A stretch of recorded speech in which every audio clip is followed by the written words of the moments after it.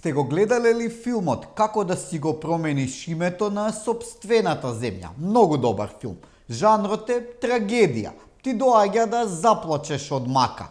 Филмот ги полни киносалите, а по подолго време се појавија и тапкароши. Сите сакаат на големото платно да го видат филмот пред тој да биде откупен од Netflix или Disney.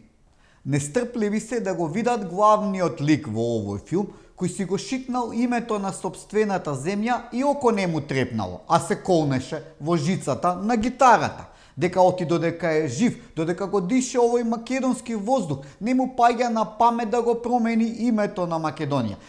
Ама сценаристите не мислеа така и во последен момент го променија сценарието и актерот, виде не виде, мораше да ја одигра улогата што му ја доделија.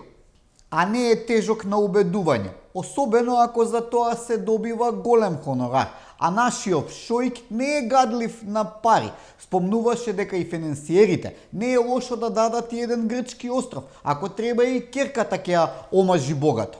Глумецот поради премиерата на филмот го пропушти дури и роденденот на сопствената партија во која е главен, само што има назначено ВД председател, Домар.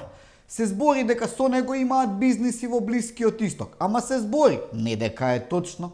Премиерата на филмот беше многу јака. Елита во првиот ред, додуша и во единствениот ред, седа една независна новинарка, еден уште понезависен портпарол, еден поранешен министер за надворешни работи, кој е најпознат по изјавата дека македонците и бугарите биле еден народ и од Илинден бил бунт на бугарското население.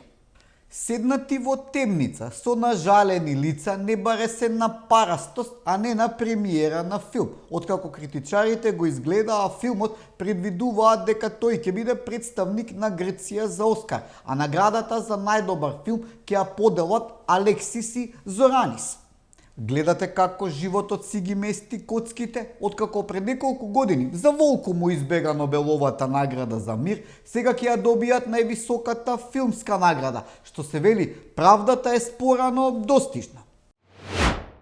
Се сеќавате на населбата Пржино која стана позната по договорот од Пржино во таа 2015 година, среде шарена револуција, кога цело ЕУ и амбасадори беа за заев, се договори техничката влада, која значеше СДСМ да влезе во влада без да победи на избори. Изгорени беа да влезат во влада, ама пусто, народ не ги сакаш. И денеска никој не ги сака. И со таа пржинска влада, која е карактеристична за банана држави и протекторати, а не за нормални демократски држави, каква што е оценета Македонија, СДСМ победи само еднаш на едни сомнителни избори среде корона.